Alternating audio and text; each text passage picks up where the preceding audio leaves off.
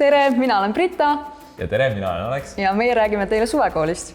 Minu eriline suvekooli mälestus viib meid tagasi 2014. aastasse, mis oli Kultuuriministeeriumi poolt kuulutatud liikumisaastaks ja samuti toimusid Sotši olümpiamängud ning seetõttu oli ka suvekooli teemaks tore olümpia ning ühtlasi oli see ka minu esimene suvekool, kuhu ma täiesti värske torekana sattusin ning seetõttu oli see natukene hirmus, sest et kõik olid võõrad ja koht oli võõras, aga mul vedas, sest et mul oli väga äge pesa, kus olid kõik väga sõbralikud, toetavad inimesed ning sealt sai alguse mõni tänase päevani kestev tutvus. Minu pessa kuulusid kõige pisemad suvekoolis osalejad, kellega koos tore olümpial esindasime Euroopat. Ja see tunne, mis ei taha kuidagi südamest lahkuda, on see, kui meie suutsime need olümpiamängud võita.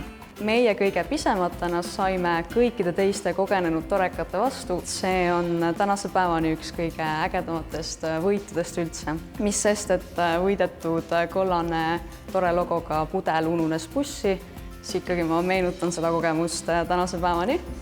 Kas sa mäletad ka midagi enda esimesest suvekoolist? Minu esimene suvekool oli ka selline hästi põnev. Britaga sain tegelikult tuttavaks siis.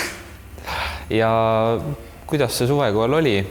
Kui ma tegelikult suvekooli läksin, siis mul ei olnud ju mingisugust aimu ka, et missugused noored sinna tulevad, aga rõõm oli tõdeda, et väga palju uusi tutvusi ja väga palju toredaid noori.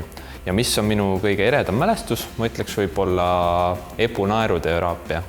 See oli suvekooli teisel päeval, kui oli töötuba, kus toimus siis EPU poolt naeruteraapia ja see oli kuidagi nii energiat andev, nii ülessäratav, aga samas ka emotsionaalselt vägagi selline ärgitav ja mõnus.